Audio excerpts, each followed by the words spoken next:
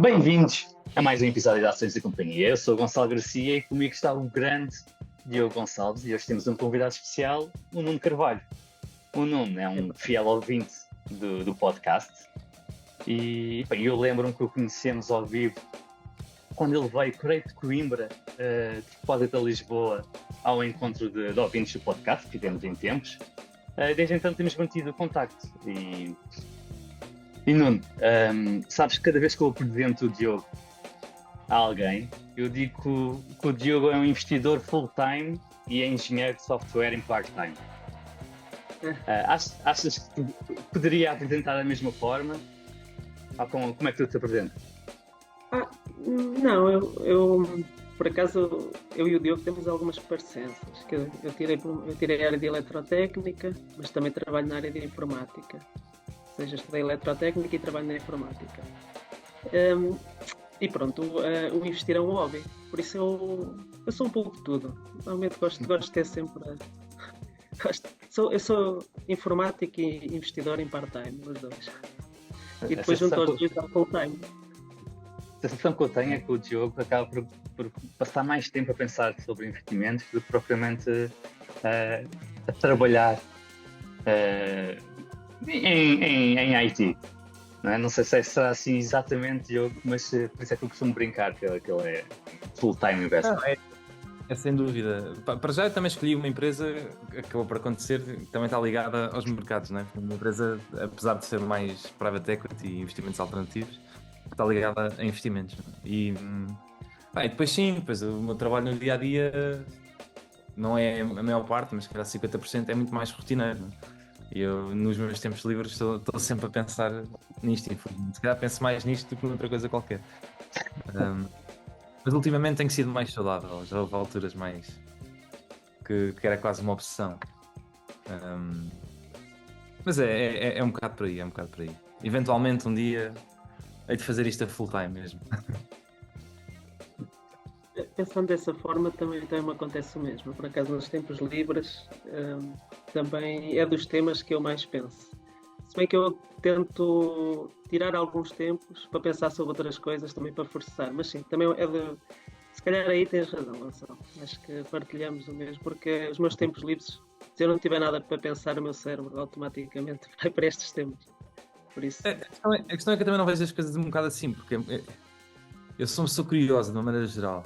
Muitas vezes o que eu estou a pensar, ou a ler, ou a estudar, não tem nada diretamente a ver com investimentos, mas praticamente tudo o que tu estudas e aprendes acaba por ser vantajoso. Portanto, também não sei muito bem até que ponto é que é propriamente estar a pensar em investimentos ou estar a pensar em coisas que por acaso também contribuem para tu seres um melhor investidor. Acaba também por ser muito isso. Porque eu gosto muito de psicologia, gosto muito de sociologia, gosto muito que são áreas adjacentes, mas não é diretamente investimentos. Exatamente, são áreas que fortalecem que sejas um bom investidor, sejas dominares, não é? E mesmo relacionado também mais com o que eu estudei, tipo a parte toda de eletrónica, energia, são áreas que eu acabo por estudar muito, que por acaso até em termos de alocação de capital não tenho estado muito presente em empresas de semicondutores, em empresas de energia, etc. Mas são áreas que eu estudo muito. E isso lá está, tudo isso acumula, não é? E é vantajoso. Nem que seja só o facto de estás a estudar as empresas e como é que e as indústrias e como é que funcionam e depois fazer analogias também para outras. Mas isso que dizes é curioso, porque normalmente a maior parte das pessoas se sente mais confortável em investir naquilo que realmente percebe. E tu, ao perceberes dessas duas áreas e não estares investido nelas, um, é um bocadinho diferente. Consegues explicar porquê? Ou achas que não estão a um bom preço, ou achas que não é... Não, eu acho que isso é sempre, isso são muito biases, não é? É da mesma história que a maior parte das pessoas investe nas empresas nacionais, da sua nacionalidade, questões do género, acaba por ser muito bias. E eu acho que o meu foco inicial é sempre, eu quero investir no que dá dinheiro, não é naquilo que eu conheço. Se aquilo que eu conheço não dá dinheiro, tem que ir para outros lados. Agora, isto se calhar é um tiro furado, não é? Porque se olharmos para os semicondutores hoje em dia, tem sido provavelmente das melhores indústrias da história. E tem algumas empresas que claramente, pá, se calhar porque na altura, quando eu usava, eu já vim aqui, já falei aqui de uma ou de outra, pá, nem me apercebia tanto desta vertente mais económica e que foi Uhum, um erro completo. Se fosse hoje em dia, devia ter investido. E uma delas que eu já falei aqui uma ou duas vezes é a Cadence, por exemplo, uhum. as empresas de software de eletrónica. Pá, que aquilo é um oligopólio, é software, portanto tem as regalias todas de uma empresa de software, com margens altíssimas e com poucos custos, com muita alavancagem operacional. Pá, mas depois é um oligopólio, também não há muitas indústrias de software em que basicamente tens um oligopólio a nível mundial. Pá, e têm sido investimentos incríveis. E eu na altura usei Cadence na faculdade, quando estava a estudar para a tese e no meu mestrado. Pá, e já na altura eu sabia, tipo, imagina, se estás a fazer investigação eletrónica, só mexes numa ou noutra. Ou se estás em empresas tipo Nvidias, AMDs, etc., vais trabalhar ou com a Synopsys ou com a Cadence. Pá, e na altura não vi isto desta maneira, na parte dos investimentos, e hoje em dia se calhar foi um erro. Se calhar continua a ser um erro não estar a investir hoje em dia, mas está em múltiplos, que é uma estupidez, como quase Sim, tudo que é assim. sim, está a 80 vezes resultados. Mas é uma five bagger nos últimos 5 anos. Portanto, ao preço de há 5 anos atrás, não, está muito, não estaria muito cara. E é daquelas que eu te digo que pá, tenho a certeza que daqui a 10 anos vão estar maior do que são hoje. A não ser que tu acredites, lá está, que os semicondutores não vão continuar a crescer, que eu acho difícil neste mundo. Epá, enquanto nas outras áreas, e eu já falei muitas vezes em privado contigo, tipo, pá, não faço ideia se a Nvidia vai continuar a ser a número um de processadores gráficos, mas eu tenho a certeza que a Cadence e a Synopsys vão ser, pá, muito dificilmente não vão ser as empresas do mercado. Pá, porque aquilo são softwares muito difíceis de trabalhar. Pá, tens uma curva de aprendizagem muito grande. Pá, portanto, qualquer pessoa da área que trabalha com aquilo há uns anos, muito dificilmente vai mudar, meu, porque a curva de aprendizagem é muito, muito grande. É mais difícil do, por exemplo, a Autodesk para a parte da arquitetura. Uhum. Ah, E qual é que achas, olhando para trás, qual é que achas que foi o bloqueio mental que tiveste, apesar de estar na área, apesar de conhecer a empresa e usar os serviços da mesma, qual foi o bloqueio mental que não te permitiu investir na altura? Foi avaliação ou foi realmente faz um inverso do enviesamento comum, que é, isto é o que eu me sinto familiar, mas normalmente as pessoas são biased a investir no que são familiares, portanto eu não quero fazer isso. não, epá, aí eu acho que na altura foi era mais. Eu ainda não ligava tanto a isto, meu. Não era uma coisa tão presente. Estava a começar, mas ainda estava assim muito no início. Pá, e estava a aprender toda a parte de contabilidade, de análise de empresas, etc. E então tudo o que eu encontrava ligado a isso era aquilo que eu acabava por estudar e olhar. Pá, e nunca olhei para elas do ponto de vista de. Eu nem sabia que na altura que elas estavam em bolsa. Hum, Portanto, foi por aí. Pá, e depois, quando olhei mais tarde, aquilo já tinha descolado, mas quando está a um perto de 70 ou 60 ou 50. Depois, também na minha fase inicial de investidor, pá, era completamente impensável. Uma coisa sequer com perto de 20, não é? Porque depois são muito números. E a minha fase inicial como investidor era muito aquela, o que é muito comum também no Value Investor. Estava à procura de coisas com um pair de 5 ou 6 e uma coisa com pair de 20 estava completamente excluído. Pá, hoje em dia, se elas tivessem um pair de 20 eu carregava com força nas ações. Mas, mas sim, é muito curioso essa de. Eu acho que tentei inverter um bocado os papéis, que é quais é que é as indústrias historicamente que têm tido maiores retornos sobre capital. Pá, e acabam por ser consumer staples, financeiras, mas com cuidado com bancos e seguradoras. Pá, software, consultoras de IT, por exemplo, isso já está mais ligado à minha área. Pá, e tendo-me focado muito nessa área, pá, tudo o que é em setores muito cíclicos ou setores em custos, lá está, o custo de capital, o retorno de capital não são muito vantajosos a longo prazo, eu tenho fugido um bocado. E não, tu, como é que tu descreverias a tua abordagem para investir e se também tentas investir em todas as indústrias ou procuras investir em indústrias em que estás mais familiar? Não, eu não tento em todas, porque eu também, a minha abordagem base é não fazer nada. E então eu só quando encontro, ou tento fazer isto, mas só quando encontro uma empresa que me chama a atenção, que eu acho que tem, que ainda tem um longo caminho a percorrer, não é? Que tem uma história grande e que eu possa acompanhar e que esteja a um preço que me seja interessante, é que eu invisto. Porque o meu default, aqui pronto, sou um bocado diferente nesse aspecto de vocês, porque o meu default é, tenho o ETF e coloco lá. E faço, e depois procuro opções que eu acho que superem o ETF. E então as minhas indústrias são todas muito concentradas porque não que eu não procuro muita diversificação, à medida que vou encontrando empresas e que vou lendo e dentro das que leio, as que me consigo ter mais confiança e que eu consigo perceber o racional e se tiver um bom preço invisto. Então não tenho assim, mas curiosamente, quase nenhuma é informática. Quer dizer, agora até são mais, mas ao início, não sei porquê, fui indo para o que me era mais familiar e não fui por acaso para nenhuma da informática. Então, mas informática seria o que é mais familiar, não é? É verdade, mas fui para o mais familiar no cotidiano, para as coisas que eu Ah, ok. encontrava no meu dia a dia. Ok, também fazia parte do trabalho, é verdade, mas por exemplo, eu lembro-me estava no trabalho e via as pessoas quando fazíamos partilhas, isto já depois do Covid, com o Spotify ligado. Eu dizia, pá, está aqui uma pessoa com Spotify, por acaso eu não usava. A seguir, mudava, falava com outra pessoa e via lá o símbolo do Spotify. Então isso chamava-me a atenção. Ok. Eh, Depois, quando houve aquela queda, uma pessoa, ok, já tinha, eu fui procurando, ou foi-me aparecendo sinais de que, ok, esta aplicação é usada e parece-me estar a ser usada massivamente. Era mais isso é mais isso que me atrai, digamos assim. Uma abordagem muito Peter Lynch. Uhum. Tem calhado de ser assim, tem calhado de ser assim. E o... Lembro-me agora muito também do Drunken Miller há uns anos, de um analista lá do QES, do fundo dele. Uma vez entregou-lhe um relatório de 50 páginas, o que era, a dizer porque é que ele devia shortar a Tesla.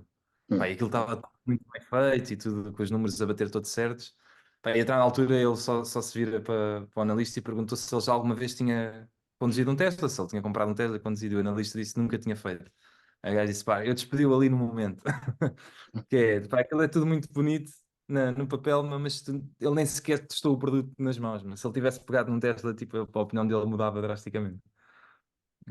E é um bocado essa abordagem que estás a dizer. Acho que o facto de sermos às vezes, pronto, podemos não ser clientes, mas normalmente quando nós somos clientes de empresas, pá, conseguimos.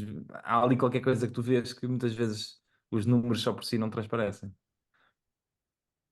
Eu lembro-me, por acaso, quando estava a pensar se comprava, neste caso, comprei, mas Spotify, eu ia no comboio de Aveiro, de Aveiro para o Porto. Tinha que passar lá o dia descontraído, pronto, para relaxar.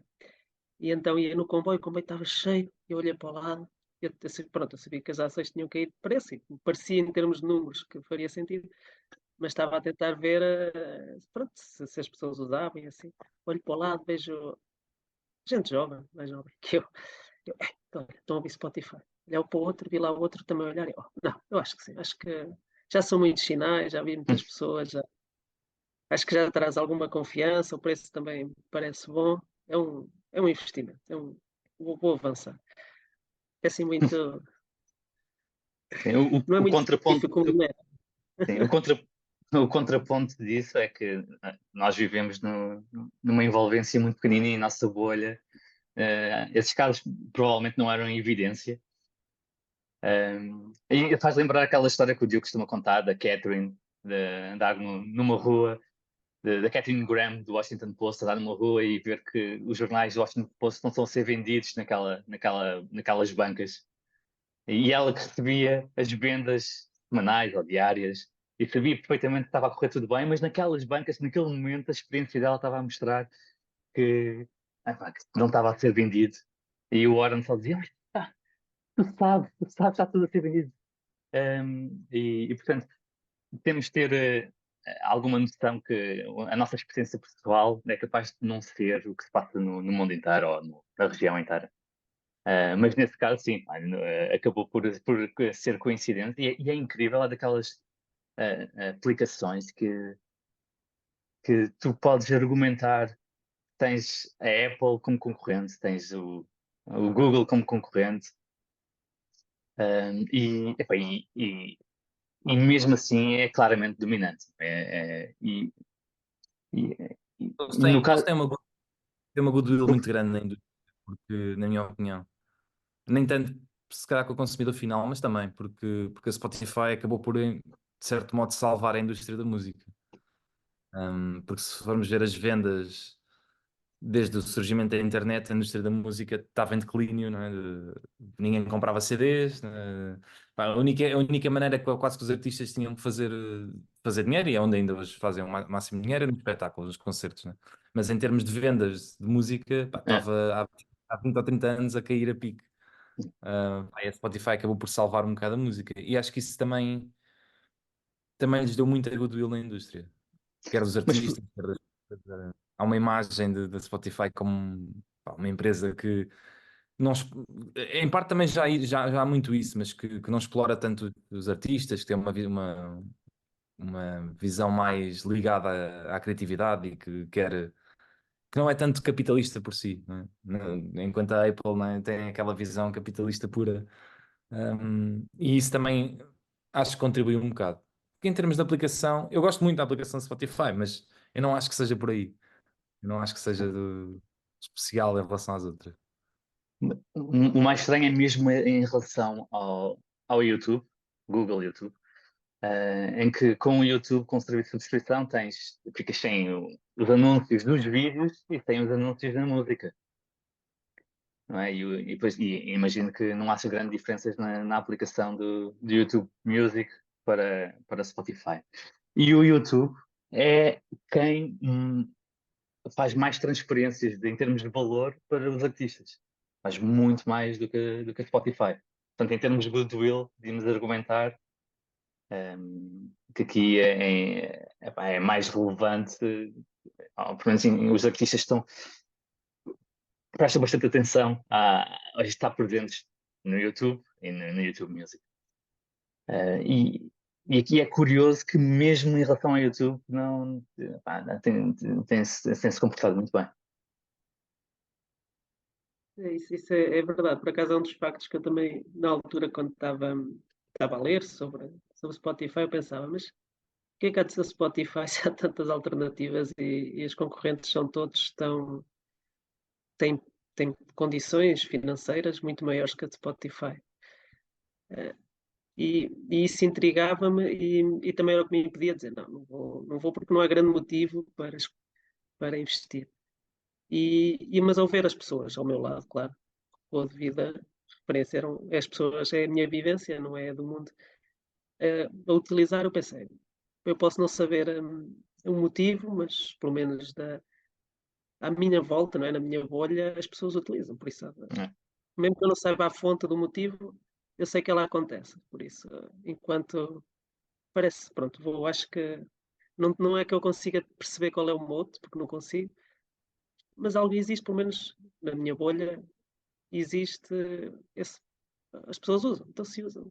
Pronto. E eles ainda têm que provar como é que fazem dinheiro, né? Porque aquilo é o modelo de negócio em si, não é nada vantajoso para eles. Por isso é que eu às vezes também há muito essa ideia, quando eu ouço, e às vezes ouço algumas pessoas a dizer que o Spotify explora os artistas, né? Depois uma pessoa olha para os números e vê que aquilo é uma empresa com margens brutas de 25%. Né?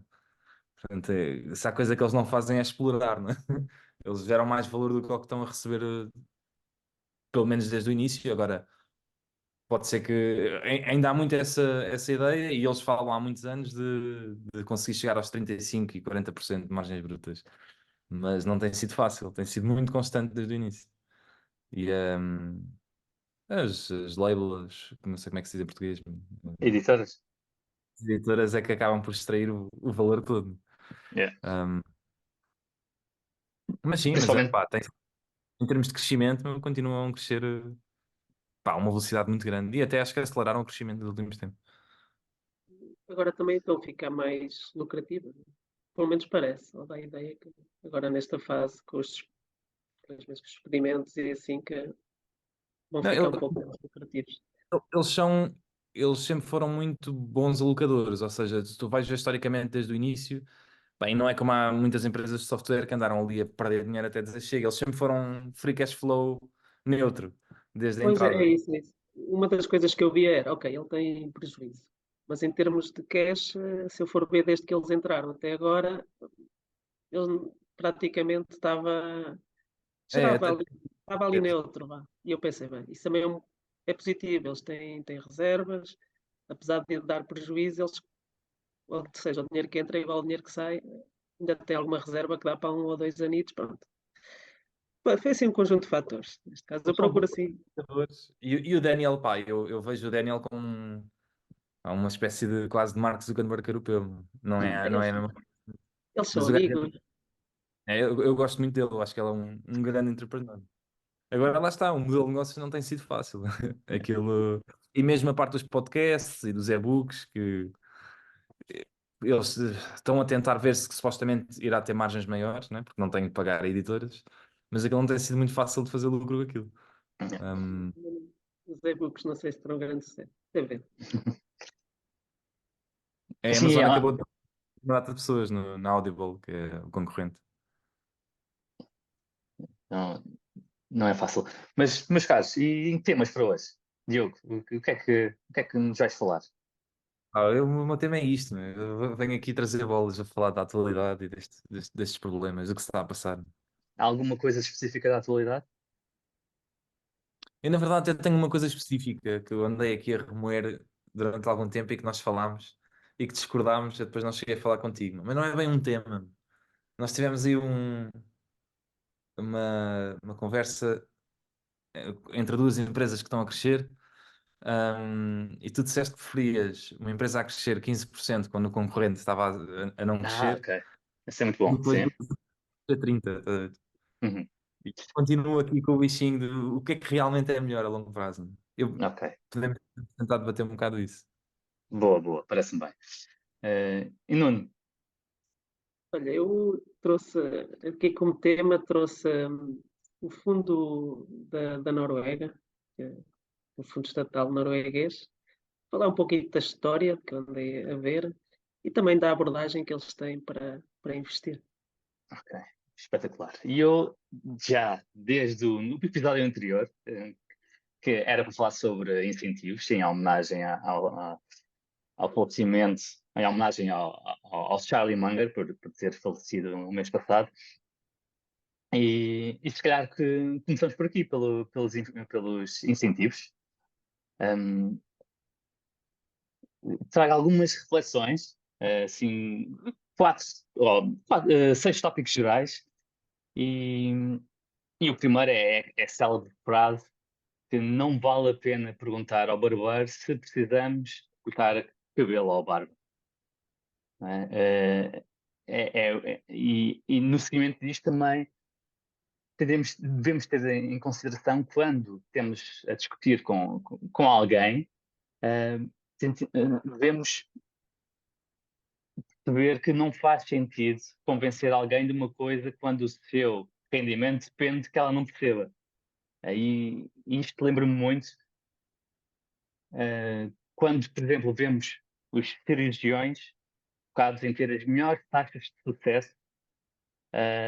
E estes cirurgiões tendem a selecionar muito bem as pessoas que vão operar. Portanto, quanto menos doente ou arriscada for a operação, maior é a taxa de sucesso.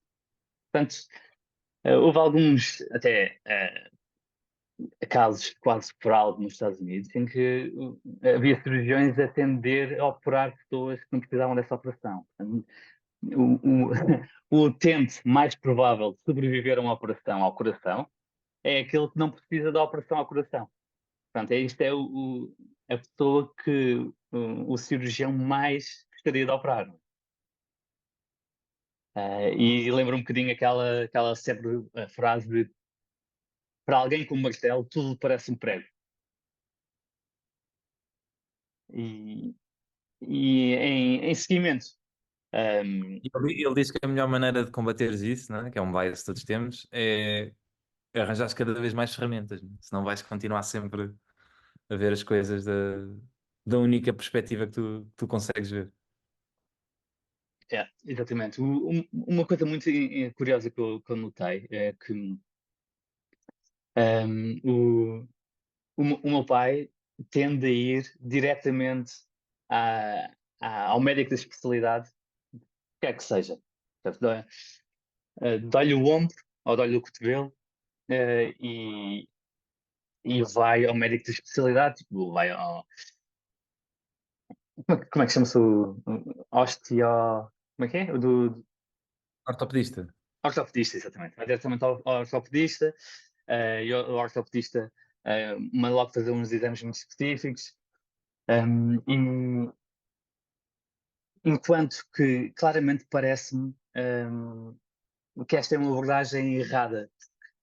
Uh, Indo a um médico de família, por exemplo, consegue ter uma visão mais holística e o médico de família depois consegue encaminhar diretamente, porque se tu fores diretamente a um médico especialista, ele vai olhar muito com o seu martelo, não é? Com o seu martelo da especialidade. Enquanto o problema do ombro pode não ser exatamente um problema dos ossos, pode ser um, um, um problema inflamatório, pode ser uma coisa diferente, que não seja exatamente correlacionado com a ortopedia.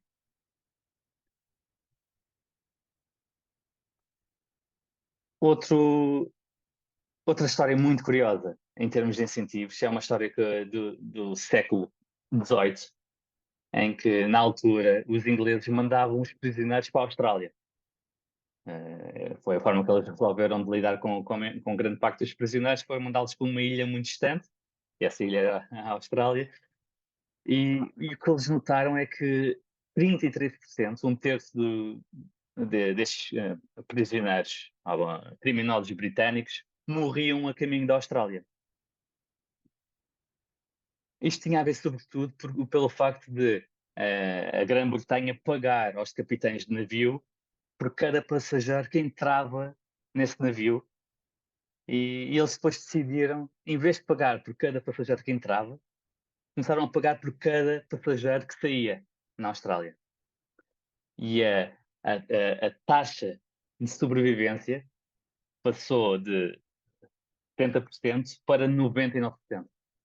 Incrível. Só aqui mudar aqui o incentivo. Em vez do pagamento à entrada, pagamento à saída. Bem, faz todo sentido, não é?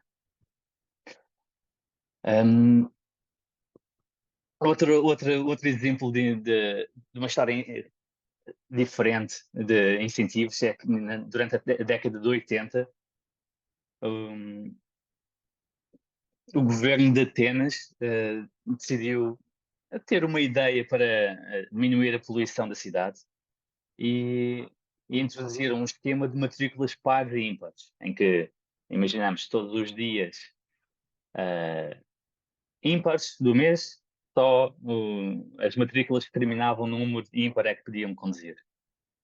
E uns dias pares eram as matrículas pares. Portanto, isto teoricamente deveria reduzir a circulação em 50%. Por que é que acham que não reduziu? Porque quem podia comprava dois carros, mas comprava outro carro e andava a circular à mesma. É exatamente isso. A seu tempo, as pessoas acabaram por comprar outro carro e não houve grande alteração no trânsito, nem na poluição, as mesmas famílias com menos posse acabaram por comprar um carro pior ou um carro mais antigo, e a usá-lo como carro alternativa. E, e, e na prática, até há quem diga que até levou a mais poluição na cidade. Trouxe mais carros e trouxe carros mais antigos saiu claramente o tiro pela culatra.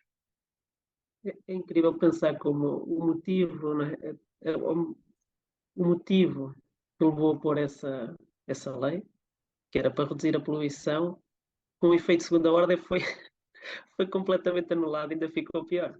Yeah, Às vezes, yeah. às vezes as medidas, as nossas até a nível pessoal, não é? Que a gente faz, têm efeitos completamente opostos, muito por causa disso. Faz todo o sentido. Sim, sim. Eu acho que isso tem de acontecer muito no- nas medidas tomadas pelos governos e pelos políticos, porque tendem a pensar no mundo como estático, certo? Tendem a subestimar que o sistema se ajusta. Isto faz todo sentido se as pessoas aplicassem, vissem a nova medida e não se adaptassem a ela. Ok? Olha, só posso usar o meu carro dia sim, dia não. Pá, portanto, seria muito estranho um ser humano aceitar isto. Ok, então só vou usar dia sim, dia não me vou adaptar a isto. Um dia vou de carro, no outro dia vou de transportes públicos. Um dia vou de carro, não. Quem está habituado a ir de carro quer ir sempre de carro. Portanto, vai tentar colmatar essa nova medida. Mostra a criatividade humana. Mas estas medidas estimulam a criatividade das pessoas. Eu já Primeiro não os sei. políticos iam tentar ir um dia de carro e um dia de transportes públicos e depois iam ver se as pessoas iam adotar isso. Exato. Eu já, Um, isso a dizer, já não me recordo muito bem da história, mas acho que na Suécia, se não me engano, também é uma história parecida, ou parecida no sentido em que mas os impostos dependiam, havia impostos maiores ou algo assim, depende se a pessoa vivesse, agora já não sei em concreto, mas se a pessoa vivesse junto ou não. Eu sei que o resultado final foi que eles começaram a fazer duas portas, que era para pagar menos impostos, que era para dizer que um cônjuge vivia numa e outro vivia noutra. Havia assim umas histórias engraçadas. Ou, por exemplo, uma outra também existe. Não sei se já viram aquelas casas antigas medievais que são mais pequenas em baixo e depois ganham um piso e são um bocadinho maiores. Existe, por exemplo, em França, em algumas cidades aqui em Portugal também existe. E depois a parte de cima vai crescendo. É como se fosse uma pirâmide invertida. Não tem muita altura, porque senão também cai. E aquilo era porque o imposto era sobre o que estava edificado no espaço. Então eles pagavam o imposto sobre a parte que estava no chão, era mais pequena, então pagavam menos, mas depois iam alargando porque já podiam alargar sem pagar imposto. É um efeito parecido. Curioso, pagavam imposto sobre a área do resto de chão. E, epá, é assim, sim. Claramente aqui os incentivos era para fazer uma pirâmide invertida, porque não se pagava imposto sobre os pisos de cima, assim, é curioso. Não é? E se pensarmos, é o que faz sentido, é porque os incentivos estão canalizados a que passamos isso. Nunca Ah, subestimo quem humano. O pessoal arranja sempre maneira de, de dar a volta. é. Isso é que é muito O- complicado. por isso é que é muito complicado tentar mudar comportamentos, não é? Porque Sim, tentamos, principalmente ao nível nacional, a um nível muito, muito de helicóptero.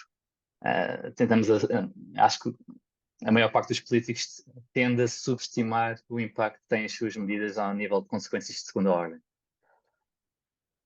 E pronto, o último ponto que eu trazia aqui é em relação aos jogos de computador ou de casino, se há alguma coisa que este tipo de jogos nos ensinam, é que se queremos motivar os seres humanos, as recompensas frequentes são muito mais eficazes do que recompensas pontuais.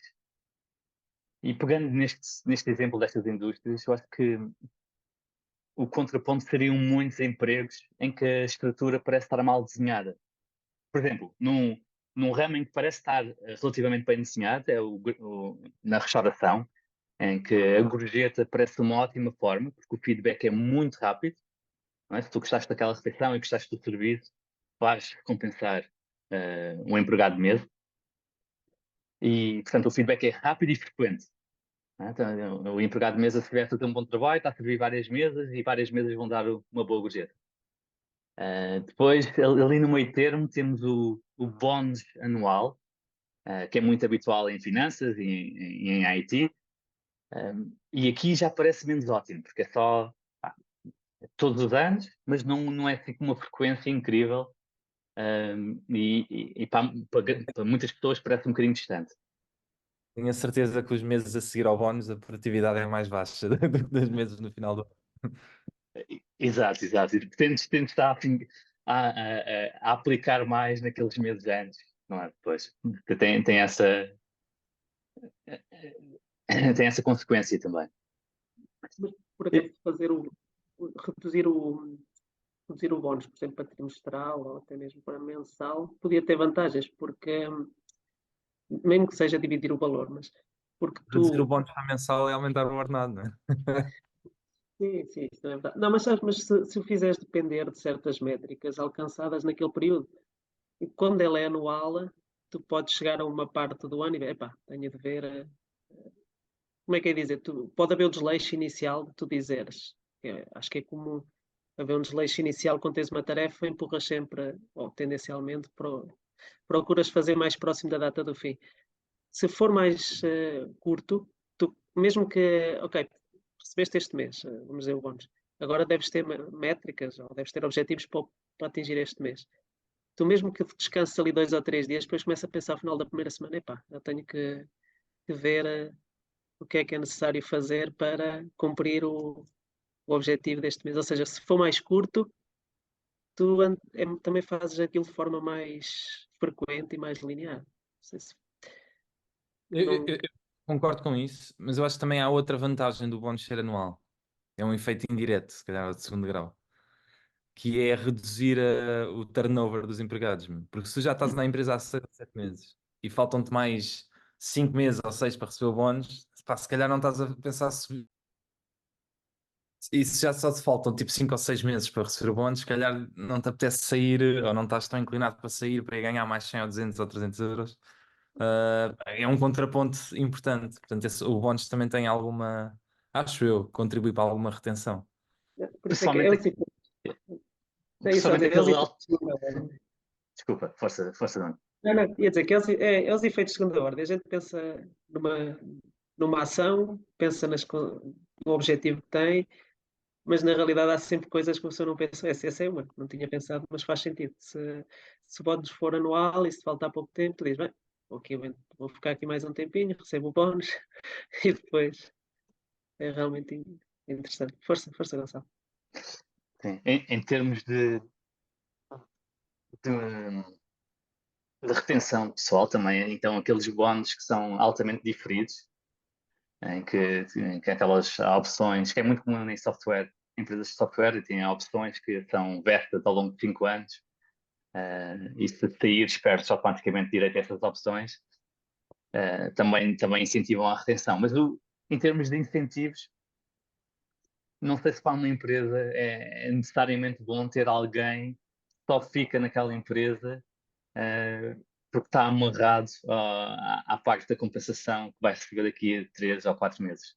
Né? Portanto, também temos esta dualidade. Isso já é um efeito de segunda hora, De terceira ou quarta hora. terceira, quarta. Gonçalo, tu falaste aí desses planos de compensação e eu lembrei-me, não tem muito a ver, mas lembrei-me do caso da empresa portuguesa, do unicórnio, da Farfetch. Uhum, Que esses planos também podem ser uma armadilha. Já não sei se aqui foi falado, mas para quem recebeu essas ações, não é? E só pode vendê-las uns anos à frente, quando a empresa, como aconteceu com a Farfetch, o, foi, foi basicamente, acho que foi comprada, mas pronto, as ações valorizaram tanto, eles uhum. pagaram IRS à cabeça, impostos, não é? Mas pagaram sobre um valor, que foi o valor que receberam, e depois quando querem vender, elas não valem praticamente nada. É engraçado também, pode acontecer isso. Ou seja, basicamente, o que era uma Mas recompensa acabou por não ser uma recompensa. é porque eles não venderam logo, não? Mas eles não podem, porque acho que há assim aqueles prazos para vender, Pois sim, não sei como é que. não é? Porque eu Depende acho que da empresa. se tiveres um prazo imagina, de 1 ou 2 anos, tu recebes, pagas os impostos devidos, mas só vais vender daqui a 2 anos. Se elas valerem menos, pode É. acontecer. No meu caso, eu acho que nós podemos vender logo no momento. No meu caso, não posso, na verdade, não está em bolsa, mas nós podemos comprar as opções. As opções é que só são vested anualmente, mas depois pode-se comprar e vender no dia. Mas sim, mas há aqueles casos nos contratos em que tu comprometes a não vender nos próximos X anos. Não sei se foi o que se passou na Farfetch ou não, mas Eu também ouvi falar também. Não sei se é verídico ou não, mas é um cenário possível. Dependendo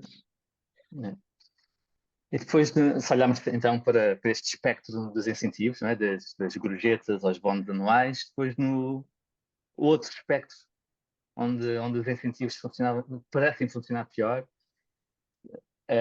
seriam os pagamentos fixos, mensais, com progressão na carreira, por antiguidade, e que parece uma situação realmente subótima de incentivar o trabalho. Não é? Portanto, basicamente, uma pessoa por existir e pelos dias ao trabalho tende a ganhar mais ao longo do tempo, apesar de poder fazer exatamente o mesmo do que alguém que acabou de entrar e tem menos antiguidade. Isso é muito comum no Estado, não é? Isso é muito comum no Estado, sim, nas carreiras do Estado. Estão certinhas, quer tenhas uma boa performance ou uma má performance, normalmente não varia muito. Se bem que mudou um bocadinho ultimamente, em que há alguma progressão por métricas, mas mesmo assim ainda está muito longe do que acontece no mundo empresarial. E depois também podem criar ali injustiça ou sentimento de injustiça para quem entra, não é? Porque normalmente quem entra, que acabou de entrar, ganhará menos, não é? Por esse modelo, e se calhar faz tanto ou esforça-se mais do que outros que já estão lá, que já estão mais relaxados, que têm uma remuneração maior pela antiguidade, não é? Hum. Depois cria ali um bocado. Ou seja, também faz com que os melhores, ou quem potencialmente pudesse trazer mais, tem mais energia, pode trazer mais inovação, que também diga, se calhar vou procurar no outro lado. Sim, sim, claramente, porque em termos de. É muito demorado, não é? E o feedback é muito demorado. Pode ser muito bom, mas se trabalhares em algumas posições no Estado, essa compensação ou esse reconhecimento demora muito, muito, muito tempo. Portanto, acaba por. Lá está, o feedback é muito, muito longo, portanto, essa pessoa provavelmente tenderá a procurar algo que reconheça o seu valor de uma forma mais rápida.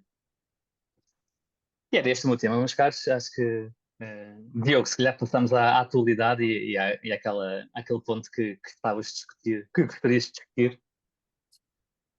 Opa, sim, mas esse ponto até podemos falar desse ponto, mas esse ponto eu acho que isto não.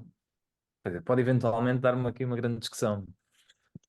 Mas isto foi uma conversa que nós tivemos de duas empresas, de uma indústria, em que uma das empresas é muito maior que a outra. Mas pronto, Ah, podes dizer mesmo quais são, não é? pronto, é a Intercars e a Autopartner, que são duas distribuidoras de peças de carros na Polónia e para a Europa, mas as empresas são polacas.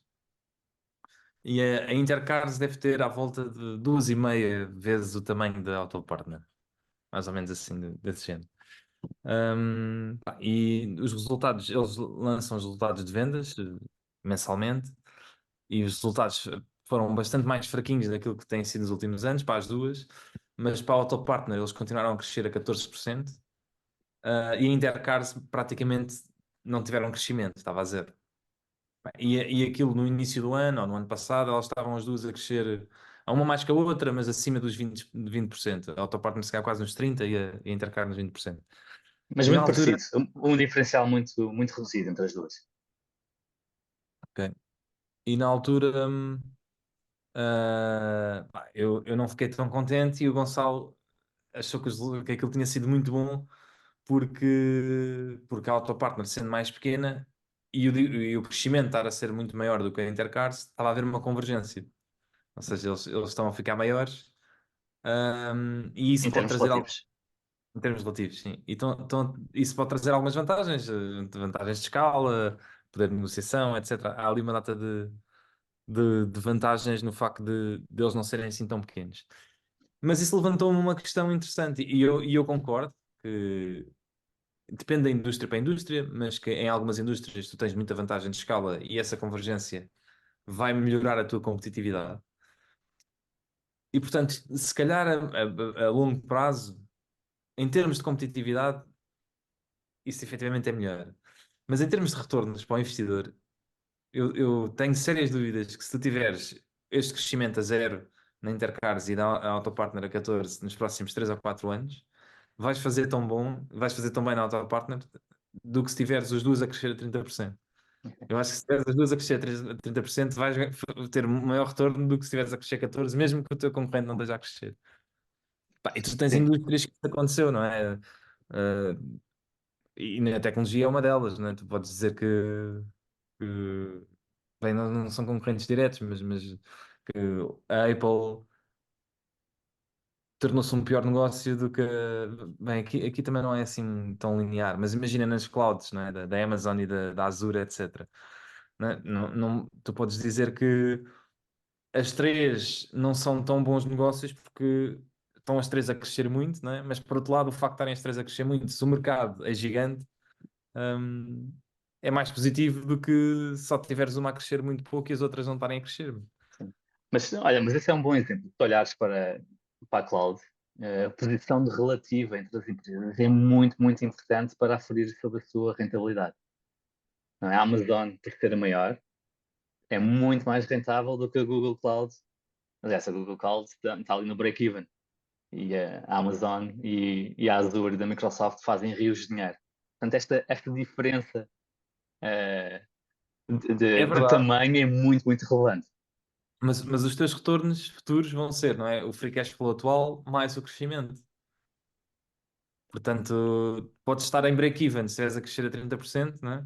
Bem, assumindo que esse crescimento vá ter free cash flow futuro, não é?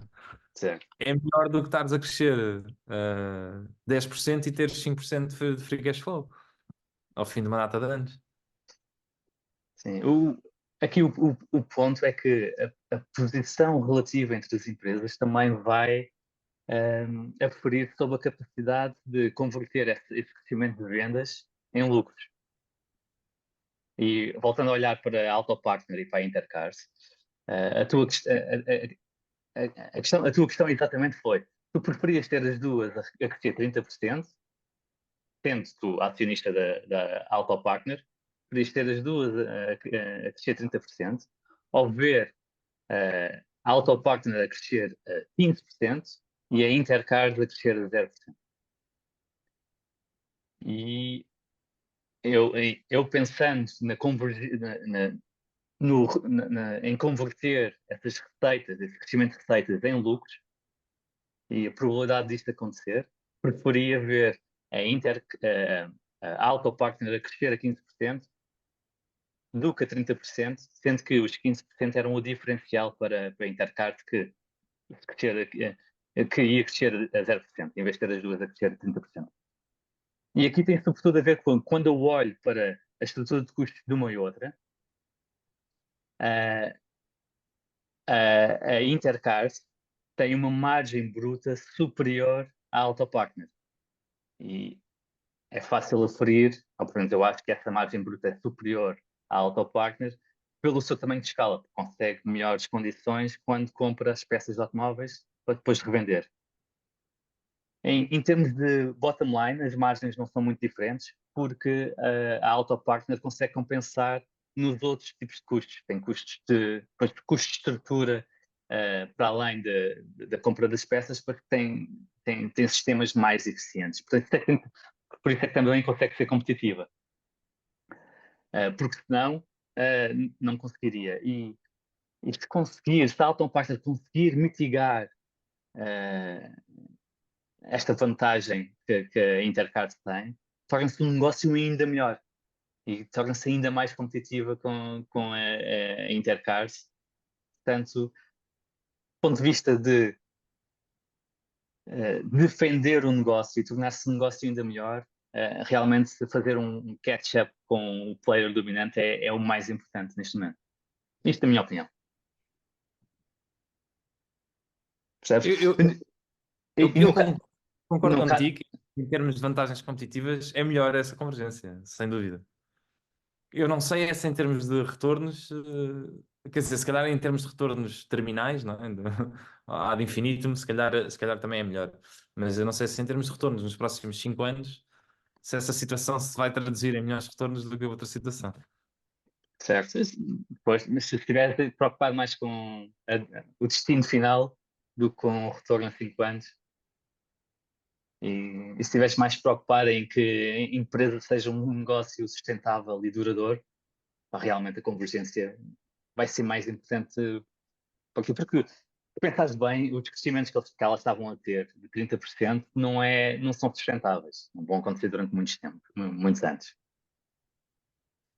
Portanto, Sim, sim. o que realmente é sustentável são as vantagens competitivas. É mais provável que seja sustentável as vantagens competitivas do que estes crescimentos altos.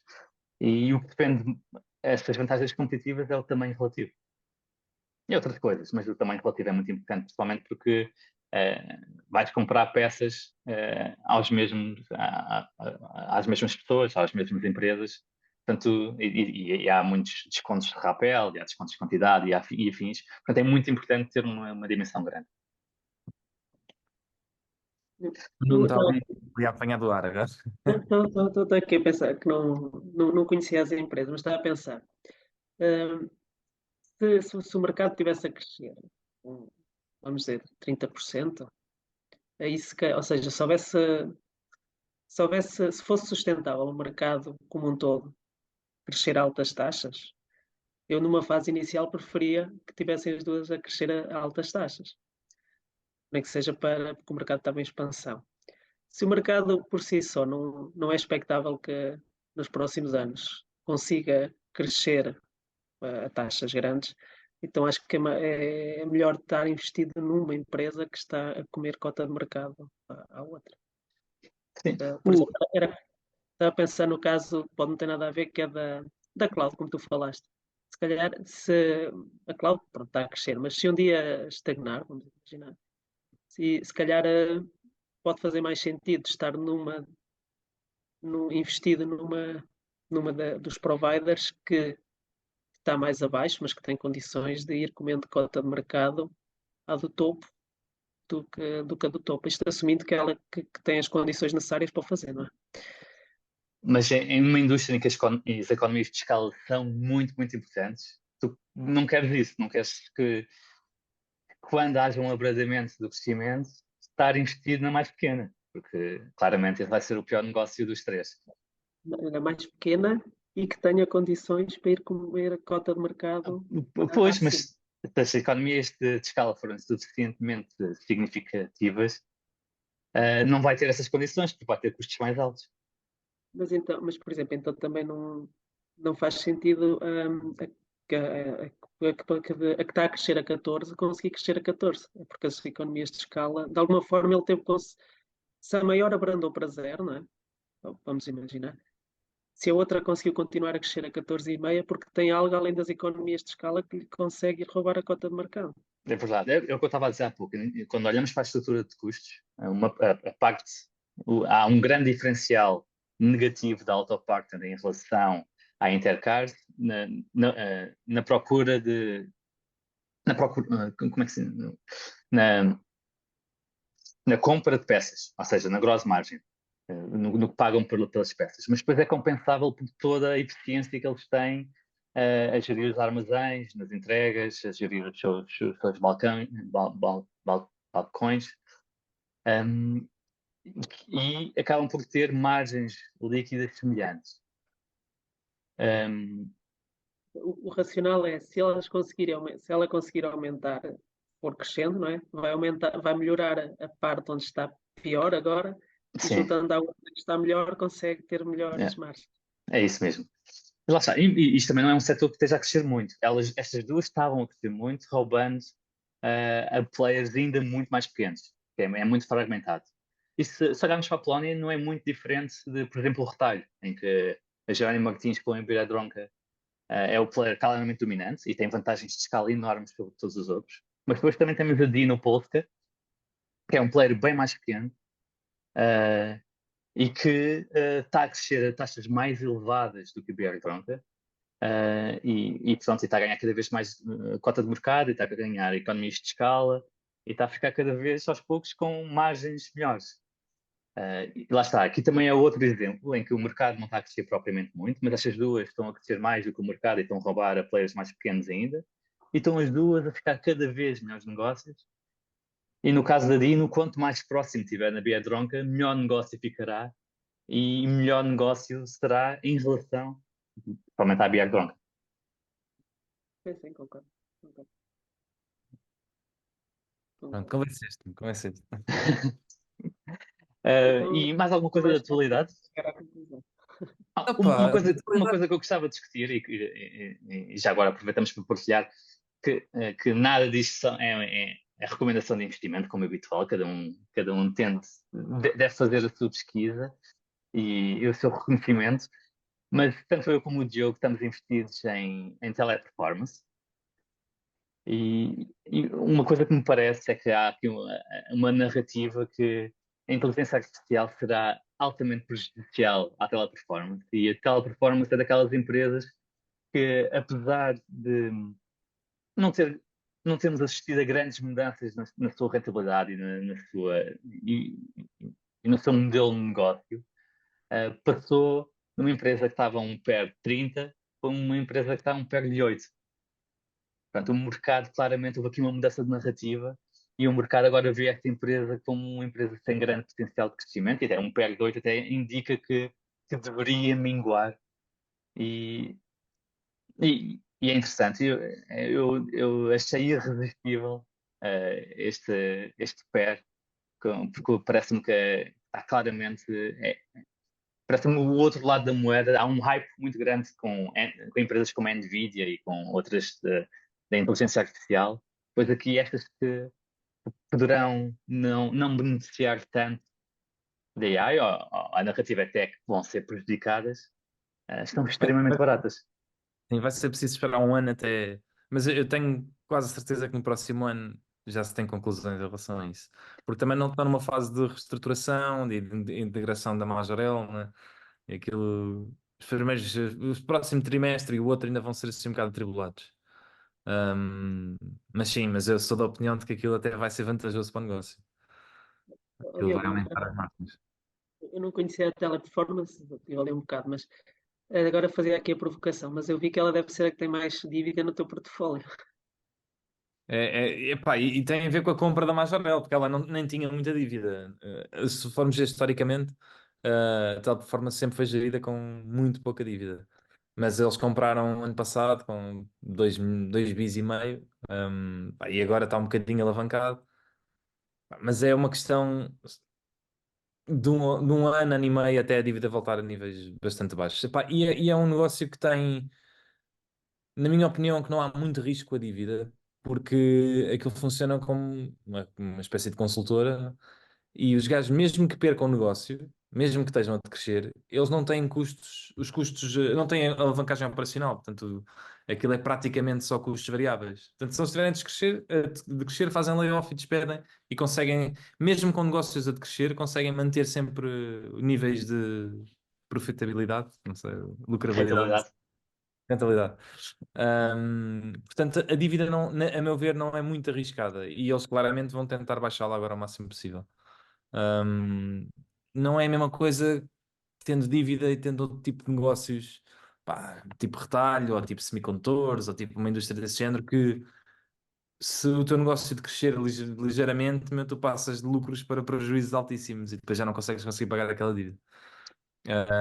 Mas sim, mas eu não gosto nada de que eles tenham dívidas. Espero que o próximo ano e meio seja para reduzir aquilo para metade. Sim, e é giro observar que até 2017, antes de fazerem aquisições significativas, até eram net cash. Portanto, e o negócio sempre gerou muito cash, portanto, nunca foi necessário recorrerem a dívida até fazerem algumas aquisições grandes, e esta última estou a alavancagem para cerca de 2 vezes, um bocadinho acima de 2 vezes net debt to EBITDA, portanto, também não é assim uma coisa enormemente agressiva, mas é mais do que eu diria que qualquer empresa que tenha no portfólio, sim. O que é que vai ser a mais alavancada? Eu tenho uma com mais, mas também é daquelas que é MTY Food. É. Mas é daqueles negócios pá, que dificilmente os gajos não pagam aquela dívida e dentro da indústria é capaz de ser das que têm menos dívidas. Basta comparar depois com uma Domino's Pizza ou Hum. com uma Restaurant Brands e essas empresas de franchising de restaurantes, pá, que têm, são das empresas públicas que eu conheço quase com mais dívida. E a MTY Food, mesmo assim, eu acho que neste momento não chega a 3 vezes a EBITDA, mas que é bastante. Mas também é daquelas que pá, dificilmente eles pagam aquilo que eles não têm custos nenhuns, meu. E o free cash flow é muito superior aos lucros também, porque, aliás, eles normalmente até têm capex negativo, Hum. que é uma coisa que não é muito comum. Portanto, epá, aquilo é bastante sustentável também. Mas é uma empresa que, essa sim, sempre teve endividada, porque o negócio delas é, pá, à medida que a dívida baixa ligeiramente, compram mais negócios de franchise. Estão constantemente nisso.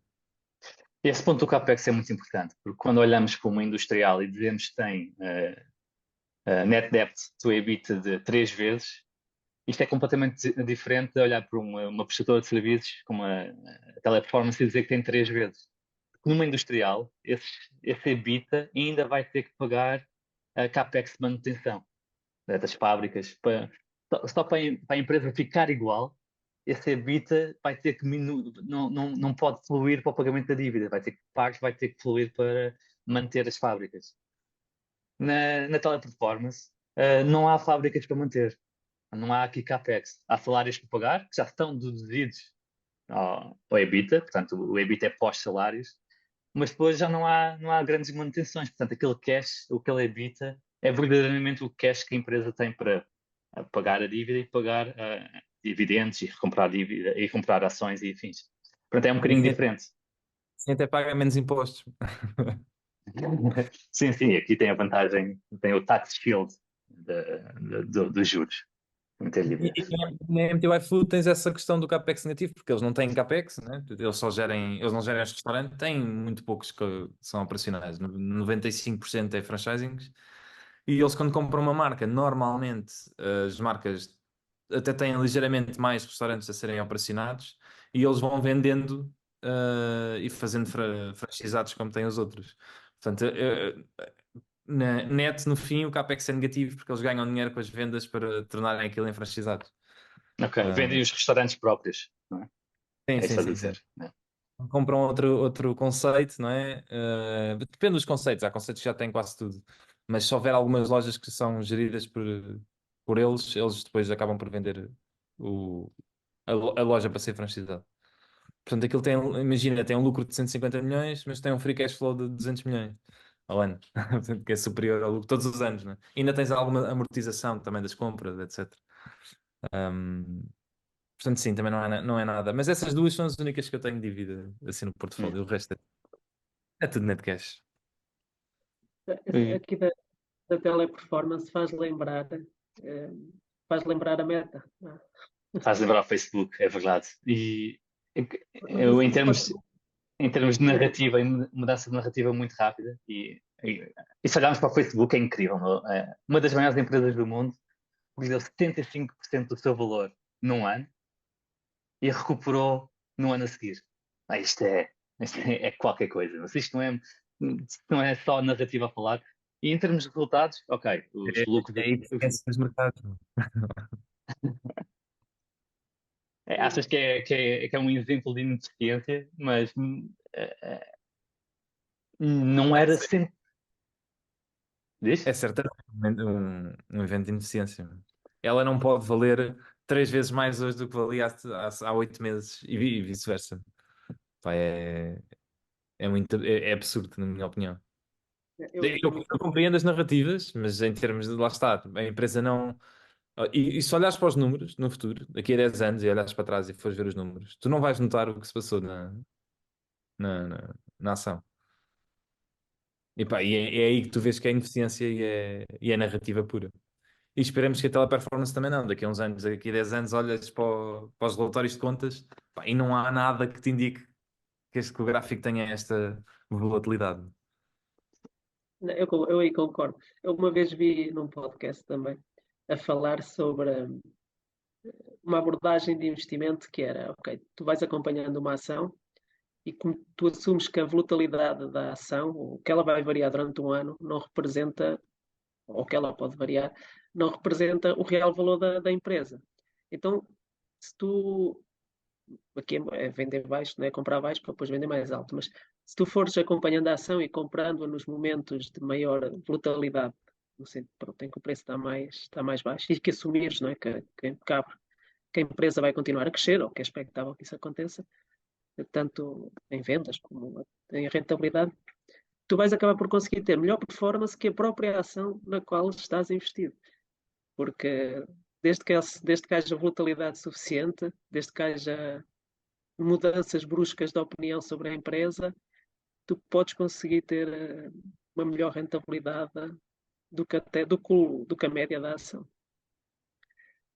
Por isso eu também não acho que uma empresa mude de um dia para o outro. Se calhar há de haver um momento em que a opinião geral da empresa, por parte das pessoas, muda. Mas as coisas vão mudando gradualmente. Nada muda. A gente não fica velhos de um dia para o outro. Todos os dias é um bocadinho. Ali é igual, a empresa. Vai Exato. mudando todos os dias um bocadinho.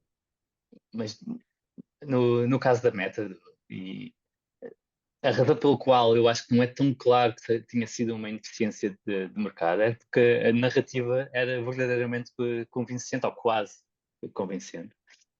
E tão convincente que eh, um investidor que já falámos aqui várias vezes, o Lilu, tinha bastante meta e vendeu durante este período. Portanto, e o Lilu é dos melhores investidores. É verdade e parece um mau negócio, parece uma má decisão, mas temos que ver o que é que ele fez, na verdade. Ele vendeu o Facebook para comprar Google. Ele trocou o Facebook por Google, que também estava semi-deprimido a ação. Agora, olhando na retrospectiva, ele tinha feito muito mais dinheiro na Facebook, porque estava bastante mais deprimido. Mas ele também conseguiu apanhar ali um momento em que a Google estava bastante em baixo. Portanto, não foi assim tão mau trade como parece, a meu ver. Ok, ok, mas de qualquer das formas foi convencido pela cena desta narrativa. Não é que o Facebook não ia perder a sua dominância nas redes sociais e preferiu parece ter preferido ter uma empresa em que parecia mais segura do seu destino final, que seria a Google, e no seu destino final em search, e portanto fez essa mudança. Mas olhando em retrospectiva, eu diria que neste momento parece mais seguro a Facebook do que a search da Google. E mesmo em termos da AI, não é? Eu acho a posição a Google, que foi a maior empresa da AI na década passada, eu acho que a Meta é capaz de ser a empresa com maior potencial da AI neste momento. Em Mas, investimento. sim, mas é curioso como a narrativa E com a muda tão vontade rápido. e com a vontade de pôr aquilo open source, que é tipo, eles não. o- eles no fundo estão a tentar quase A destruir indústria, os concorrentes. eles querem que a indústria adote o modelo deles. É para ganhar força. Do Meta, Yeah. ao disponibilizar os modelos da Se, AI eles, se para. a Lama 3 for grátis, como vai ser, né? Segundo eles, pá, e estiver ao nível nem digo do chat GPT 4, do 5, não é? Pá, e os gajos inutilizam o negócio do concorrente, não é? Por exemplo. Um, além das vantagens que eles têm internamente, não é? Porque eles não precisam de vender aquilo. Eles internamente vão usar aquilo para gerar conteúdo Yeah. e não terem que ter influencers e todo o conteúdo ser gerado já por AI. Mas, Diogo, tu dizes que claramente foi uma falha de mercado e eu acho que estamos a olhar com os olhos de hoje, não é? Com algum hindsight bias.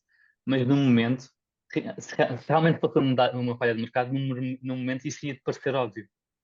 E eu lembro-me que tu chegaste a comprar Facebook, mas, mas não me lembro se mantiveste ou vendeste durante este período todo. Diz? Vendi. Ahm, mas isso, isso é uma falha de mercado, isso é uma falha nossa. As nossas narrativas é que estão erradas, não é? É óbvio que na altura não era fácil de ver, Pronto. mas não quer dizer que não houvesse um caminho, não é? Correto e outro caminho errado. Aqui eu sei dar um conto.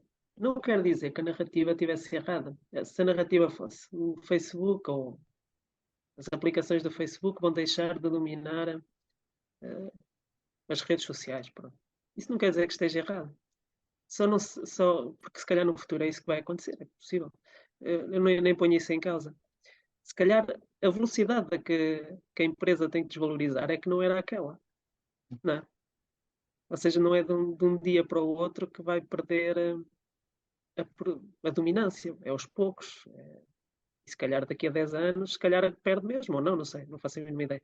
Mas eu quero dizer que a narrativa até podia estar certa. Se calhar a Hum, variação no preço é que foi exagerada. sim, é um bom ponto.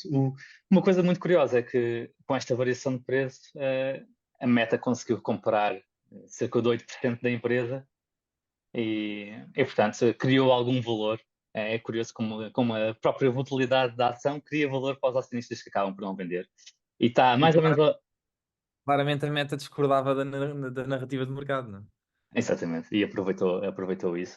Uma Também, e coisa também curiosa. é preciso ver, o Mark deixou de vender ações e agora está a vender com fartura, ele nunca tinha parado de vender. Portanto, internamente a narrativa era completamente diferente do que o mercado dizia. Exatamente. Yeah. Uma coisa muito curiosa também é que na última vez que a Meta estava a estes preços, tinha mais do que 1 trilhão. Portanto, muita gente começou a falar daquela vez que o Mark recusou vender a empresa por 1 bi. Ainda bem que o fez, porque valia 1 tri. E agora ainda não vale 1 tri exatamente por estas recompras, porque a empresa recomprou e apesar do preço da ação valer mais do que sempre valeu, A massa em foi- market cap ainda não valeu 1 tri. Ah. É, E a é, Nvidia já vale 1,5 tri. pois é incrível. Impressionante. Isso é incrível. Lá está. À primeira vista, dirias que isto é uma falha de mercado? Eu acho que é, eu acho que é. Porque lá está, imagina, há aqui várias questões, não é? Depende de como é que nós olhamos para isto, não é? Mas o valor de uma empresa não deve ser só o lucro do próximo ano, ou o múltiplo de agora, ou o crescimento, etc. Há várias coisas que tem que ter em conta. A durabilidade também é uma das coisas. Qual é a capacidade, a durabilidade deste free cash flow? E eu não acho que a Nvidia tenha durabilidade neste. Quer dizer, pode ter, mas acho que a probabilidade de ter é muito inferior à maior parte delas. Primeiro, eu acho que as pessoas esqueceram-se que isto é uma indústria cíclica, não é? Apesar de, ela não ter os custos com as fábricas, não é? Da produção, não deixa de ser uma indústria cíclica. E olhando para trás, pá, a maior parte dos semicondutores tem anos em que cai 20%, né? Ou 30%. A longo Na prazo tem que faturação. na faturação. Pá, e isso parece que ele vai que esta empresa agora tem para ter um crescimento de 20% ao ano, ela tem que ter anos em que cresce bastante mais e anos em que cresce bastante menos. Hum, e depois, eu acho que esta durabilidade está muito posta em causa, na minha opinião, porque todos os seus clientes estão há anos a tentar criar chips a competir, né? A Amazon, a Microsoft, a Google, estão a fazer os seus próprios chips para competir. A AMD, pá, isto só para uma pessoa ter noção, a Nvidia só este ano já acrescentou um market cap superior ao market cap inteiro da AMD. Portanto, isto é completamente absurdo. A AMD está finalmente a competir. A Intel, que nunca teve muito ligada à parte gráfica, também está a lançar os seus componentes gráficos. Pá, vai haver imensa competição. E a Nvidia pode conseguir afastar a competição toda e manter a sua posição dominante. Mas eu não acho que seja tão certo como o mercado está a avaliar. Eu acho que vai ser uma luta muito complicada para eles. Uma coisa curiosa é que tanto a Microsoft como a Apple como a Google desenham os seus próprios chips. Não é? Yeah. Alguma razão pela qual o Facebook não o faça aos teus olhos? É uma boa questão. Eu acho que o Facebook também não tinha escala nem necessidade, porque é que as outras. Agora começa a ter, mas de onde é que surgiu esta ideia das outras. Bem, a Apple surge para os telemóveis e é uma história diferente, não é? E para os E, computadores, para os Macs? e neste momento já são os próprios, e na verdade aí até roubou a Intel, não é? A Intel é que perdeu esse negócio. No caso da Amazon e da Microsoft e da Google, surgiu como uma questão de custos de cloud, não é? Porque a cloud deles, o negócio da cloud, o maior custo que eles têm é nas data centers com os processadores e as memórias.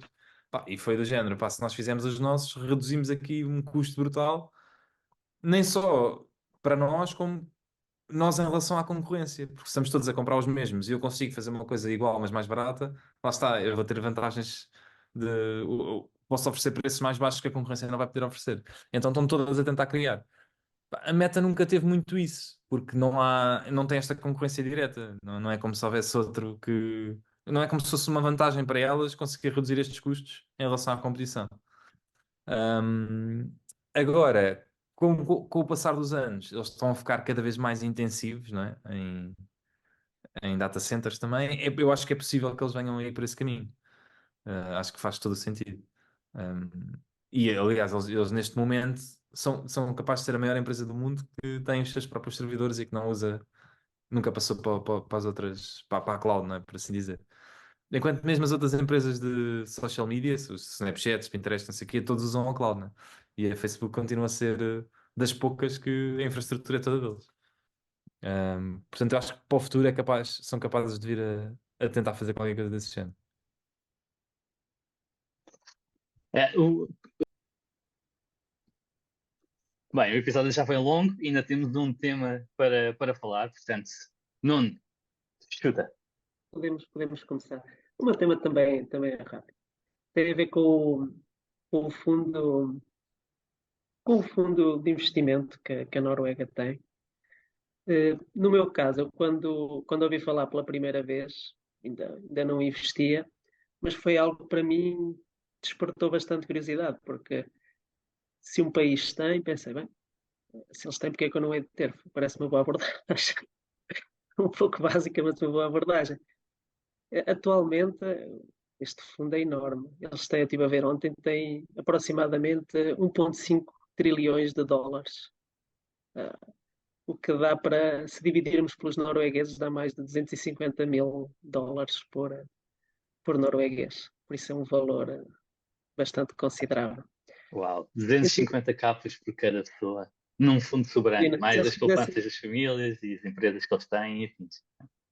imagina que havia, sabes quando há os investidores ativos, não é? Que vão à empresa, tentam condicionar a gestão. Se houvesse aqui um partido de ativos, chegava lá, drenava e dava 250, ou mais, acho que é mais de 250 mil dólares por cada norueguês.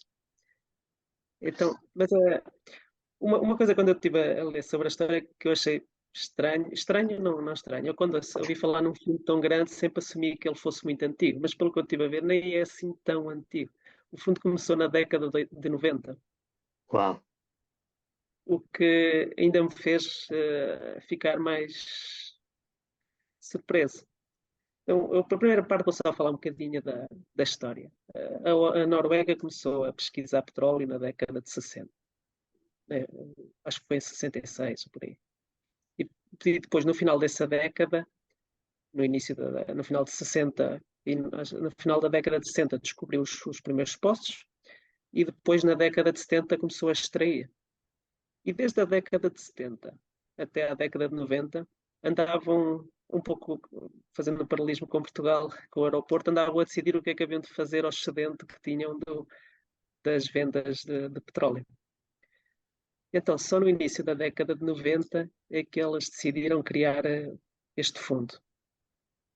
E só em 97 é que fizeram a. 97, não, 96. É que fizeram o primeiro investimento, que foi. Depois tem o problema do câmbio, mas na ordem dos 180 e tal milhões de dólares. Neste momento inicial, o fundo só podia investir em obrigações do governo. Por isso, o fundo começou só a investir em obrigações. Depois, já no, mais mas à frente, não, de que governo? Oh, não tinha limitações? devia ter limitações. Aqui eu isso aí não aprofundei de quais governos é que era. Eh, mas devia ter limitações.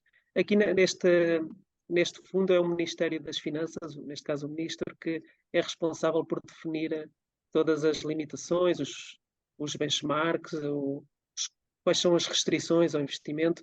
E na altura eles só investiam em obrigações de governo. Eu aqui não sei se era de todos, eu assumo que devia haver uma lista pré-selecionada de quais eles poderiam investir. Mas depois, no ano a seguir, eles autorizaram, neste caso, quando autorizaram é o Ministro das Finanças, o Ministério, o Governo, se quiser, que pudesse investir até 40% em ações, mas só ações de alguns países, neste caso, mais do Ocidente. Mas na década de 2000 é que eles começaram a investir nos mercados emergentes, em alguns. E só também no início da década de 2000, 100, 2000, é que eles adicionaram as obrigações das empresas, porque antes também não investiam em obrigações das empresas. Depois o fundo foi crescendo e na grande crise de 2007, 2008, eles aumentaram a exposição a ações para 60%, passaram a permitir o investimento em ações de small cap e começaram também a investir em real estate. Não investir logo, mas a permitir que o fundo tivesse até o máximo de 5% de real estate, de imobiliário. E também foi só em 2008 que abriram, que possibilitaram o investimento em todos os mercados emergentes. Aqui o todos pode ter algumas exclusões, mas na generalidade dos mercados. Em 2019, o fundo tinha quase um trilhão de dólares, sendo que metade foi gerada por los retornos, que não deixa de ser interessante. Yeah. E, O compounding a funcionar. e se tu pensares, isto não foi tudo em ações, não foi, isto foi um processo muito gradual de começar com obrigações de empresas, a seguir avançamos e começamos a investir em alguns mercados em ações, depois vamos aumentando, depois passaram para o imobiliário. Pronto, em 2019 estavam perto de 1 trilhão, sendo que aproximadamente metade já era retorno. Depois, agora até aos nossos dias, que também já não são muitos, passaram também a investir em infraestruturas de energia renovável e, e neste momento atingiram então 1,5 trilhões. Eu penso que em 2023 o retorno anualizado do fundo era de aproximadamente 5% ao ano. 5% ao ano. Eu, para ter uma ideia, pus-me a pensar e ver. Se uma pessoa tivesse começado a investir a quando a eles e tivesse o mesmo retorno, de 5% ao ano, nas mesmas datas, até 2023, teria em poupança, eu assumi aqui, vou assumir que eu tinha que assumir um valor, assumi que poupava 3.000 euros anuais. Teria 78 mil euros poupados e teria 83 mil euros de retorno, o que daria 160 e poucos mil euros. Ou seja, por acaso, quando te ouvi falar do fundo, fiz o paralelismo para a vida de uma pessoa, não é? Porque é a vida de um país, fiz a mesma gestão para a vida de pequenas das pessoas e é engraçado ver este paralelismo. Não sei se já sabiam, se já conheciam assim a história muito por alto da- do fundo da Noruega. Conheço minimamente o fundo. Por acaso é engraçado que o surgimento do fundo vir essencialmente de eles terem muitos superávites por causa da exploração de petróleo e gás natural. E serem um país que são uma referência supostamente em carros elétricos, né? Mais de metade das vendas dos carros na Noruega são carros elétricos e muito virados, né? Para as renováveis e para as alterações climáticas, mas depois exportam a sua dita poluição para o resto do mundo, né? Ahm, mas sim, mas eu acho que eles não precisam de fazer grande coisa para o resto dos tempos, né? Porque eles essencialmente, pá, tendo 1,5 trilhão com uma população de 5 milhões, aquilo é uma espécie de índice mundial neste momento. Eles têm, e basta ver, na Europa, em Portugal, eles têm 2% de todas as empresas quase. Ahm, fazem algum active investing, porque eles excluem, eles Pela decidem, agora vamos, negativa, não é? sim, não vamos investir em empresas que tenham qualquer coisa que eles discordem, né? Portanto, eles têm algum active investing, Muito ao mas isso nível da governance também. yeah, exatamente. Mas que essencialmente são um índice, eles são um índice mundial e, portanto, eles pouco têm que fazer porque eles já são detentores de um bocadinho de todo o mundo e é só deixar o mundo crescer, não é? E eles vão prosperar com isso. Pá, acho fenomenal. não há assim grandes exemplos de outros países que tenham isto. Ahm, Eu acho que existem outros fundos, mas este é sem dúvida o que teve mais sucesso. Tem mais sucesso. a Arábia Saudita também é um deles, curiosamente também por causa do petróleo, não é? Mas também tem um grande fundo soberano que investe em muitas empresas, até muitas empresas americanas, eles têm um peso muito grande lá nos Estados Unidos. Mas tirando isso, eu não conheço assim muitos países que tenham uma coisa parecida. Ahm, Porque isto também Uhum. implica que tu tens que ter grandes superávites, lá está, a nível de países, que é uma coisa que não acontece com a maior parte dos países do mundo. E que Também resistas à tentação de gastar esses superávitos para era ganhar as isso, eleições deste ano ou destes 4 anos, não é? era isso É que eu ia preciso ter uma dizer. visão mais de longo prazo. E que Era nós isso não que eu ia tivemos, por exemplo, ao longo da nossa história em Portugal, nós tivemos superávites muito grandes quando trazíamos ouro do Brasil, mas gastámos tudo. Portanto, tivéssemos criado um fundo em 1600 e qualquer coisa com o ouro do Brasil, se calhar tínhamos um fundo soberano superior, 2 vezes superior à da Noruega, e temos só o dobro da população. E basta ver a atualidade, é uma das poucas coisas que eu tenho que dar algum mérito neste momento, neste último governo, que eles têm conseguido, tiveram superávites um ano, mas têm conseguido ter algum controle nas contas públicas. Yeah. Também é uma altura que não é assim tão difícil de fazer, não é? Porque temos tido bons crescimentos, inflação, etc. Mas efetivamente eles têm tido controle. Pá, e estão a ser altamente criticados por isso. Um, eu, portanto, eu- é sempre bastante complicado. Há muita revolta social, porque é do género, pá, tem a dívida pública a descer, retenções e cativações, mas depois não metem dinheiro aqui e ali, é só problemas em todo lado. Portanto, sempre que algum governo tenta de alguma maneira controlar um bocado as contas, são bastante criticados. Mas eu acho que foi uma coisa muito bem feita, que em épocas de crescimento como temos tido, principalmente crescimento relativo em relação à Europa e das vantagens que tivemos por não estarmos muito dependentes do preço de energia, etc. Conseguimos baixar bastante a dívida pública. Eu acho que foi quase em torno dos 20% nos últimos 2 ou 3 anos. A expectativa é que tínhamos acabado o ano passado abaixo dos 100% de dívida pública em relação ao PIB. Pá, que eu- é um achado para Portugal. Já não tínhamos há muito tempo. eu aqui dizia que realmente o que eu acho que é o segredo é mesmo esse, é a resistir à tentação de mexer neste dinheiro. Estamos a falar de 250 mil dólares por pessoa. Dá para fazer muita coisa. E resistir à tentação disso é que é o mais difícil para os governos. Eu acho que aqui também ajuda.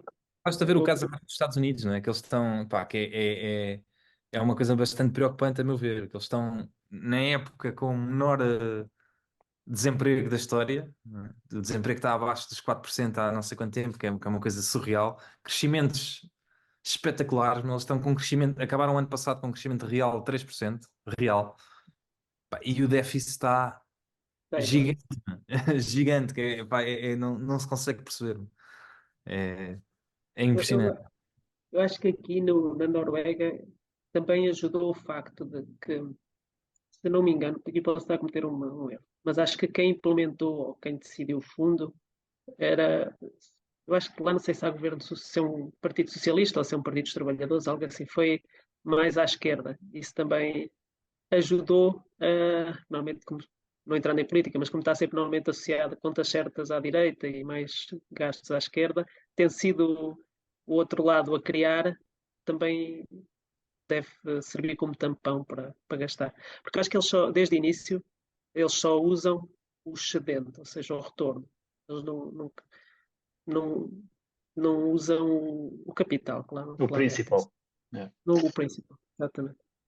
Sim, têm regras muito definidas para o que podem usar, e acho que também têm regras que não podem usar para despesas correntes, mesmo esse excedente. Podem pescar o retorno do ano para fazer um projeto grande, imagina, um túnel gigante, ou umas pontes ou assim, mas depois não podem usar para pagar salários, por exemplo.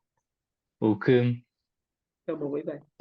sim, é uma boa ideia. E lá está. Mas isso também é preciso, lá está, para conseguir gerir isso tudo a longo prazo é preciso ter muita estabilidade política, que é uma coisa que também não acontece em muitos países.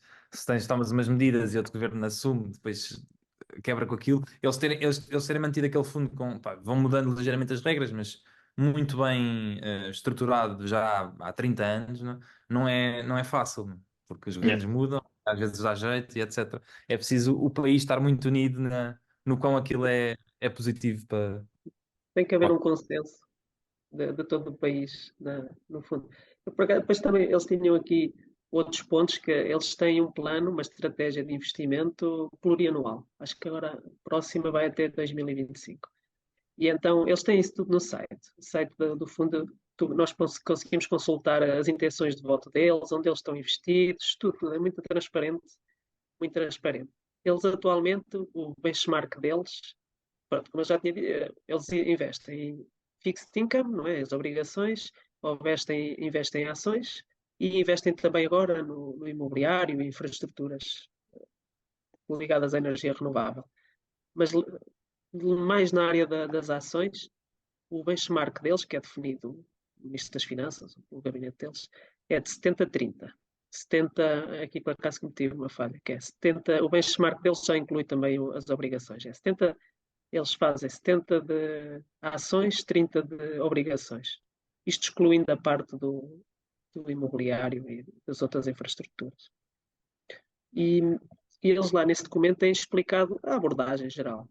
Então, eles, no investimento em ações agora, eles têm duas abordagens. Uma delas é estar posta aos mercados, que é um pouco o que tu estavas a dizer, que é ser um índice mundial. Eles definem aquele benchmark, é cumprir o benchmark, eles não o cumprem na totalidade, porque depois também tentam reduzir custos e nem sempre é possível ter exatamente tudo como o benchmark, mas tentam manter a exposição ao mercado de 70-30, como definido pelo ministro.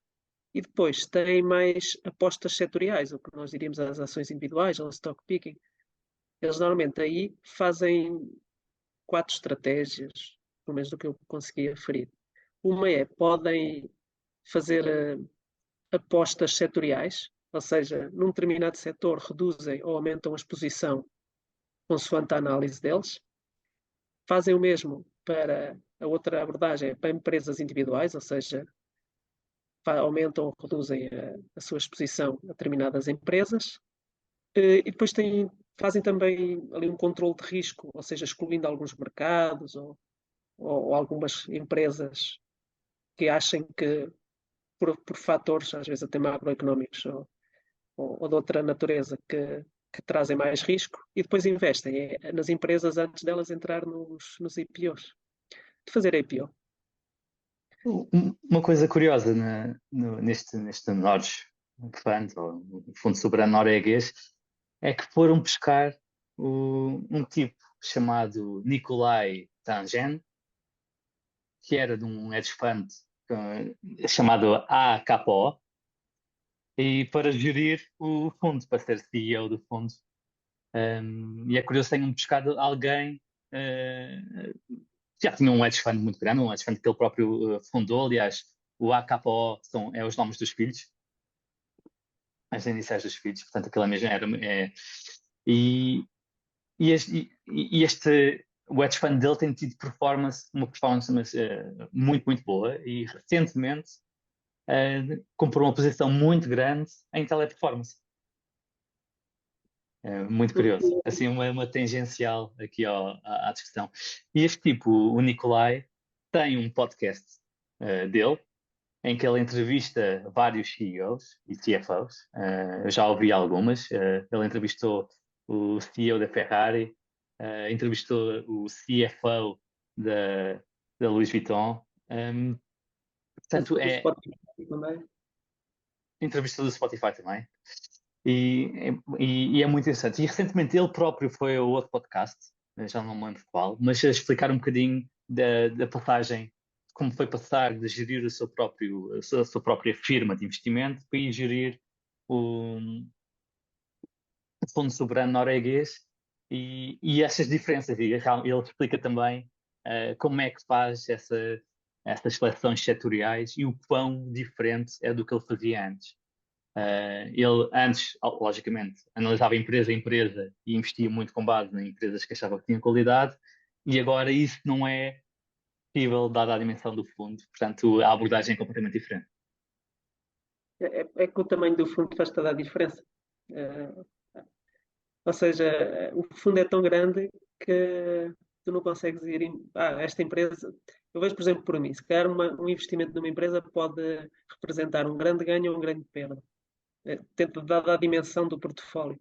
Mas quando estás a falar de 1,5 trilhões, é difícil isso acontecer. Normalmente tem que ser outra estratégia, outra abordagem. Sim, tem de ser algo muito escalável. Se o Buffett tem dificuldade com o portfólio de equities, é para aí 300 bis do Buffett. Estes tipos são 5 vezes maiores em portfólio de equities. É tramado. É um jogo completamente diferente. Mas é um bom problema para se ter enquanto país. Sim, enquanto país é. Mas também traz outras questões. Imagina que todos os países, eu às vezes já pensei nisso, todos os países tinham, podia não ser tão bem sucedido ou não, se a Noruega tem 2%, se fôssemos escalar isso para todos os países, ou uma maioria ter, em termos de. Passava a haver ali uma grande percentagem definida por vários países, não é? 2% para um, 2% para outros, ou seja, basicamente os retornos iam por aí abaixo. Sim, é uma das consequências de haver uma taxa de poupança relativamente reduzida a nível global, faz com que o retorno sobre os capitais seja superior. Não é? Porque há mais competição por esse capital. Toda a gente no mundo poupasse muito mais, o retorno sobre esse capital ia baixar. Portanto, eu acho que seria certamente muito bom para a maior parte das famílias do mundo poupar mais e ter mais segurança financeira e mais literacia financeira. Mas, de um ponto de vista egoísta do investidor individual, isso é mau, porque traz mais competição sobre o seu capital. É verdade. O tema que eu trazia era este. Ok, excelente tema. E pensaste é giro que pensaste ao ler isso com o paralelismo para gerir as tuas finanças como se fosse o fundo soberano da Noruega, o que significa que claramente estás a ter rendimentos a esse nível, portanto é bom também. Eu descobri um poço de petróleo no quintal e então aquilo tem sido. Não, mas é um paralelismo que dá para fazer, mesmo porque tu tens se uma pessoa trabalhar por conta de outra, mas o mais comum, tu tens o teu ordenado, tu tens a tua gestão normal, não é? Acaba por ser o teu ordenado pode ser equiparado aos rendimentos que vêm do petróleo. O paralelismo é muito fácil de fazer. Depois tens as despesas normais, tal como o Estado, um país tem as suas despesas normais, e se conseguir ter uma diferença positiva, é uma abordagem que faz todo sentido. Este modelo mental faz bastante sentido. Concordo plenamente. Meus caros, foi um prazer. Foram 2 horinhas bem passadas e... Gonçalo, ia só dizer, ainda por cima foram 2 horas. Eu gosto de episódios grandes e este vou ter que falhar porque já sei os temas todos. O próximo tem que fazer também um grande que é para ele. Já saiu, vou ter que andar. Para compensar o spoiler de teres participado neste episódio. Nuno, muito obrigado. Acho que tanto eu como o Diogo gostamos de ter aqui e esperemos que possas voltar no dia próximo. E uma ótima semana, pessoal. E até breve. Bom fim de semana. Bom fim de semana.